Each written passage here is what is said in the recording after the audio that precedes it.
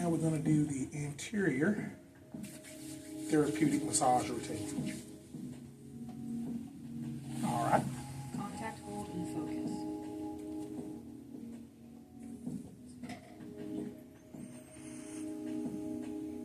Now, sometimes when I'm doing this contact hold, I'm kind of measuring how tense the muscles are because I have my hand wrapped under here and I'm seeing how far her shoulder is up off the table. And then my hand is here at the wrist and I'm seeing how far her wrist is up off the table. Because we work all the time, so our arms had this tendency to want to remain flexed even though we're in a relaxed state.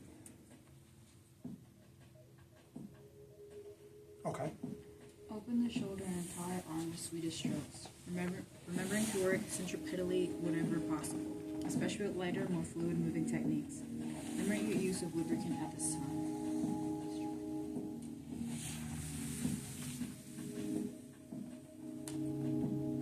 And again, I'm just using the weight of my hand, no real pressure.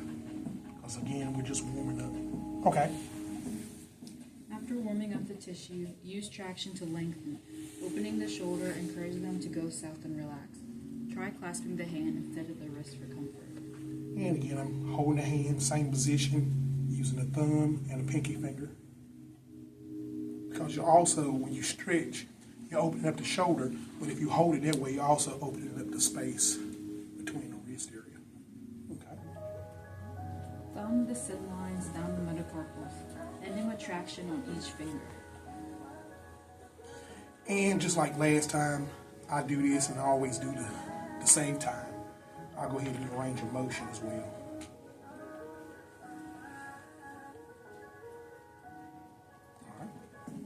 Stretch the palmar fascia, spreading the tissues between the thumbs and pinky fingers. Okay, so I'm doing the same thing I was doing on the palmar surface, except for this time, I'm holding the hand like so, and I'm using my fingers to pull outwards like so. Okay. Okay. Work the range of motion of each finger and thumb. Pinch and squeeze the webbing between the fingers. Okay, and like I said, I already showed you that. By saving time, you can do it all when you're doing the sin lines and stuff. So now I'm going back in and I'm addressing webbed areas between the fingers. Alright. Work the palm and fist muscles, running the thumb or finger between each metacarpal space. Visualize stretching the palmar interosseous, spending more time on any crunchies you find with circular motions using alternating thumbs. And again, I don't feel any crunchies in there. Alright. Perform an Indian rub on the retinaculum of the wrist, then stabilizing the arm by holding the hand above the table. Open the forearm flexor muscles with the heel of the hand. Okay, so I've addressed the retinaculum, and then what they mean by addressing the flexor muscles, you did say flexors, right? So, what I'm actually doing is bracing her arm against my hand.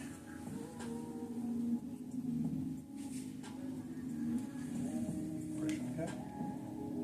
All right. Return the arm back to the table, palm side down, and warm up the extensors of the forearm. Now I'm on the extensor side.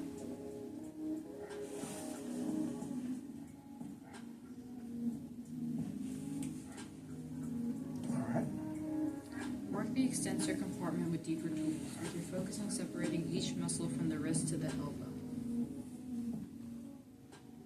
Now I'm using 3 fingers.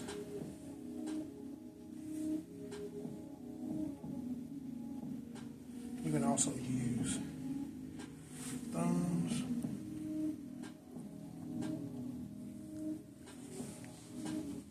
Pressure, okay? And I keep asking about pressure because forearms are really tender for a lot of people because you think about, I don't know too many people who work a job and it does not require use of the hands and arms. So keyboard, that's all flexors and extensors that control your fingers to do such. Manual labor, all that's flexors and extensors. So these areas tend to get real tight in your forearms, both on the flexor and extensor side. And as y'all get out into the field and become massage therapists, you're going to notice that. You'll have aches and pains in your forearms, and when you start digging in places, it's going to hurt. And that lets you know, hey, time to get some body work done. Okay. Pay attention to the attachment sites at the elbow. There are both flexor and extensor attachment sites on both sides, as well as the biceps attachment. Using your thumbs, a single thumb or forefinger, use your whole hand to knead the tissue. And so, doing the same thing, kind of doing like a petrissage motion on both sides to get all of those attachment sites. Okay. Address the interosseous membrane with thumbs. Use intent to go deeper. Now, you have the ulnar and the radius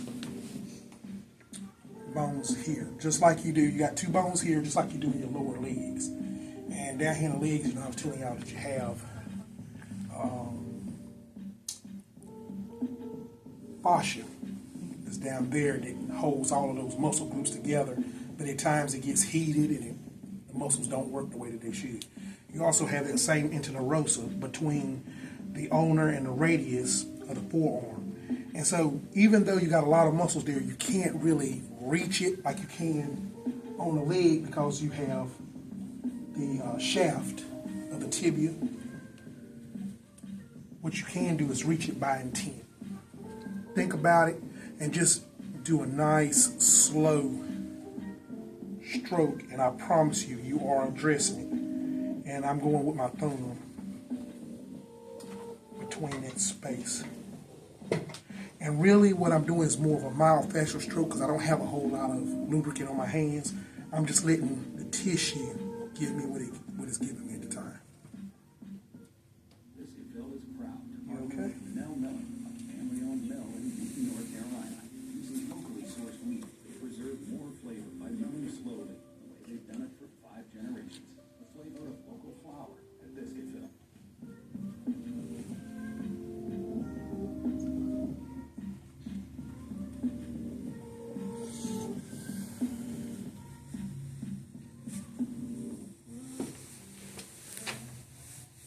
Now, the reason you do this on the extensor side versus the flexor side is because in the flexor side, you have the tissue is a lot thinner, and then you have the blood vessels and the nerves that run up through here.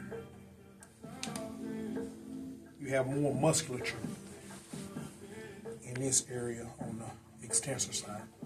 Okay. Avoiding the antecubital space, use the heel of the hand, palm on the biceps, moving over the shoulder to complete the stroke across the attachment sites. Drag or rake fingers down triceps on the return drill. Repeat the process.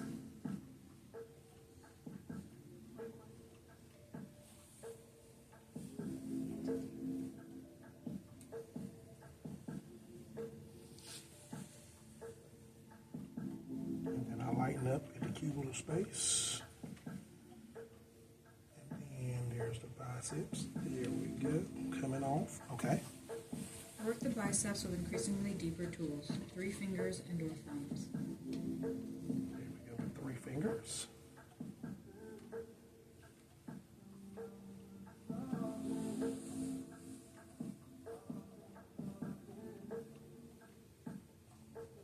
All right. Do friction circles at the coracoid process.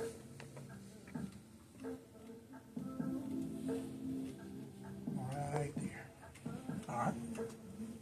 Address the lateral sides of the biceps with fingers and thumbs on the brachialis.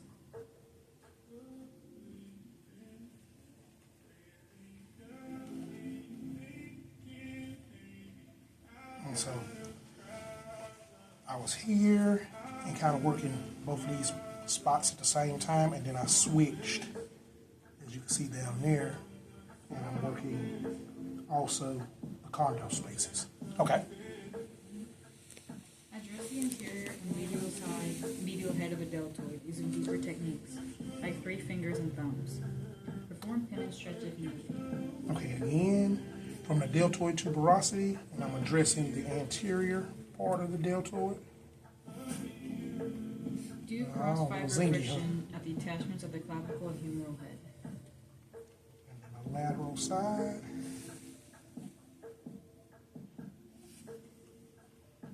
And we said do circular motions. Do cross fiber friction at the attachments of the clavicle and humeral head.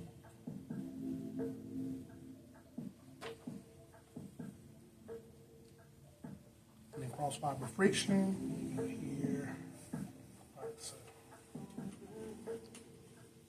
Alright. Address the trapezius and pec major using 3 pulling strokes over the client's shoulder for the trap. Then finish with a pull on the pecs. Repeat 2 to 3 times. So what I'm doing is I'm putting my hands in underneath. I'm coming over. And I'm actually giving a little traction as I do that. Opening up that shoulder.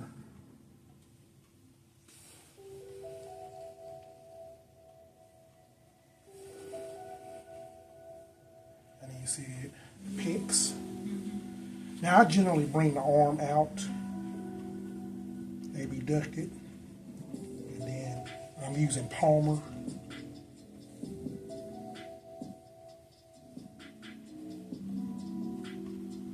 Okay.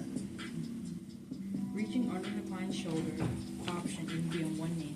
Palpate for the spine of the scapula and pull right the fingers along the supraspinatus and infraspinatus fossa.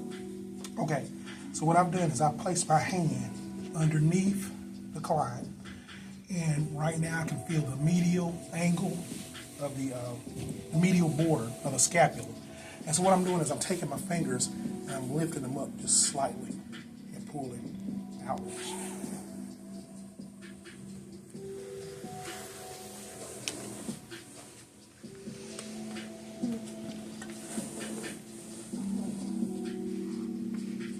And I'm addressing both the supra and the infraspinatus. All right. Press down on both pecs with both hands as you transition to the other side of the table. Okay, so I would redrape, and then I'm just simply, if I was moving over to the other side, kind of catwalk my way over.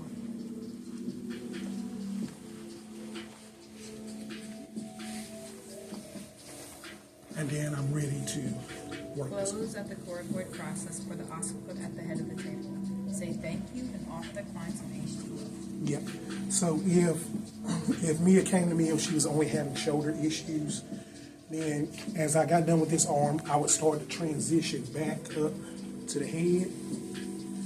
And you could do circles at the coracoid like so, or you can go into some more network and close out at the occiput.